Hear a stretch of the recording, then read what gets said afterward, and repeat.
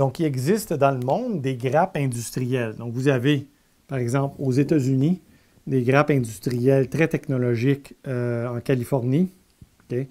Dans le coin de Boston aussi, donc dans le Massachusetts, et bon, à d'autres endroits. Et vous avez des espèces de pôles comme ça, un peu partout dans le monde. Et on appelle ça des pôles technologiques ou des grappes industrielles où tout se concentre.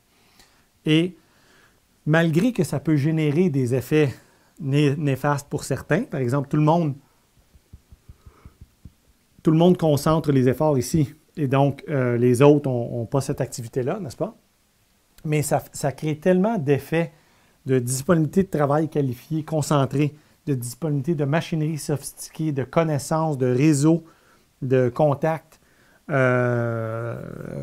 interconnectés dans une même région que ça baisse les coûts beaucoup, okay, par des gains de productivité et ça favorise l'innovation. Et donc, à long terme, ces effets-là sont bénéfiques.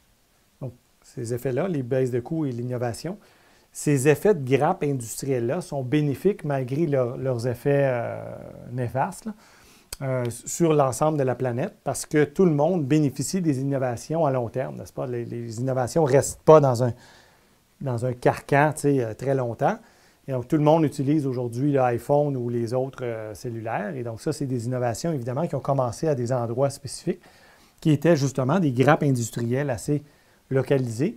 Et après ça, ça s'est répandu. Donc, et même la technologie elle-même s'est répandue. Et il y en a d'autres qui se sont mis à fabriquer des téléphones à peu près équivalents.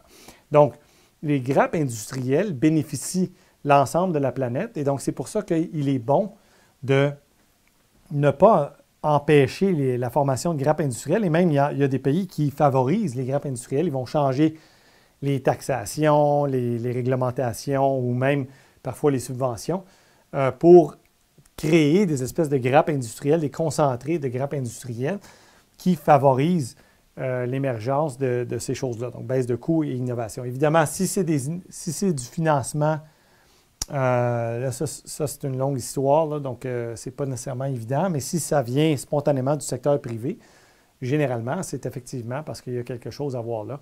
Il y a des avantages à ce que ces grappes industrielles-là existent. Donc, voilà.